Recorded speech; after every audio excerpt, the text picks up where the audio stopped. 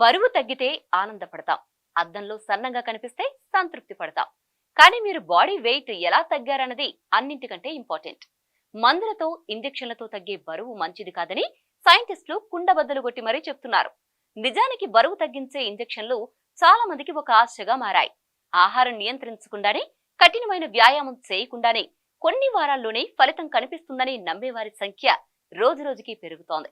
అయితే ఈ సౌకర్యం వెనుక ఒక సమస్య దాగి ఉందని తాజా పరిశోధనలు మరోసారి తేల్చి చెప్పాయి. అమెరికన్ కాలేజ్ ఆఫ్ ఫిజిషియన్స్ సమావేశంలో ఈ అంశంపై ఒక కీలక చర్చ జరిగింది. గ్లూకగాన్ ఆధారంగా పనిచేసే బరువు తగ్గించే మందులపై ఈ పరిశోధన దృష్టి పెట్టింది.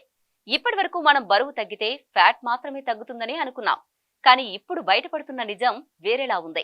మన శరీరం బరువు తగ్గే సమయంలో కేవలం కొవ్వు మాత్రమే కాకుండా మజిల్స్ కూడా తగ్గుతున్నాయట. అంటే మనం సన్నబడుతున్నామని అనుకునే ప్రతి క్షణంలో మన బలం కూడా నెమ్మదిగా తగ్గుతోంది. నార్త్ కరోలైనా యూనివర్సిటీ చాపెల్ హిల్ కు చెందిన పరిశోధకులు ఈ అంశంపై విశ్లేషణ చేశారు. మొత్తం 36 క్లినికల్ ట్రయల్స్ డేటాను పరిశీలించారు.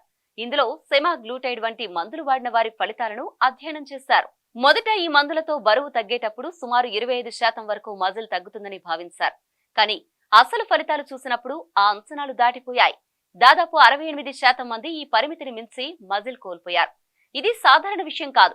ఎందుకంటే మజిల్స్ అంటే కేవలం ఆకృతి కాదు, అవి మన శరీరానికి శక్తి.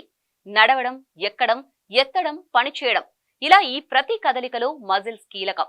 అవి తగ్గితే శరీరం బలహీనంగా మారుతుంది. ఇక్కడే అసలు సమస్య మొదలవుతుంది. బయటకు సన్నగా కనిపించడం, లోపల బలహీనంగా ఉండడం అనే పరిస్థితి ఏర్పడుతుంది.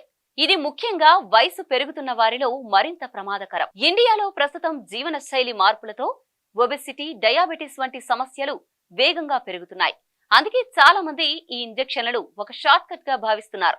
త్వరగా ఫలితం రావాలనే ఆశతో వీటిపై ఆధారపడుతున్నారు. అయితే నిపుణులు చెప్పేది స్పష్టంగా ఉంది. ఈ మందులు పూర్తిగా తప్పు కాదు గాని డయాబెటిస్ నియంత్రణలో, గుండె సంబంధిత ప్రమాదాలను తగ్గించడంలో ఇవి సహాయపడవచ్చు. అయితే వీటిని మాత్రమే ఆధారంగా తీసుకుని ఆహారం, వ్యాయామాన్ని పక్కన పెడితే సమస్యలు తప్పవు. ముఖ్యంగా బరువు తగ్గిన తర్వాత తిరిగి పెరగడం, శరీర బలం తగ్గిపోవడం వంటి సమస్యలు ఎదురయ్యే అవకాశం ఉంది. అంటే మనం చూసే ఫలితం తాత్కాలికం, కానీ దాని ప్రభావం లోపల దీర్ఘకాలం ఉంటుంది. ఇక్కడ మనం గుర్తుంచుకోవాల్సిన విషయం ఒక్కటే: శరీరాన్ని మార్చుకోవడం అంటే కేవలం బరువు తగ్గడం కాదు, అది ఒక సమతుల్యం. శక్తి, ఆరోగ్యం, స్థైర్యం ఇవన్నీ కలిసే నిజమైన ఫిట్నెస్. త్వరగా వచ్చే ఫలితాలు ఆకర్షణీయంగానే ఉంటాయి, కానీ అవి ఎలాంటి మార్పు తీసుకొస్తున్నాయో తెలుసుకోవడం మరింత ముఖ్యం. ఎందుకంటే మనం కోల్పోతున్నది కేవలం బరువు కాదు, మన శరీర బలం కూడా కావచ్చు.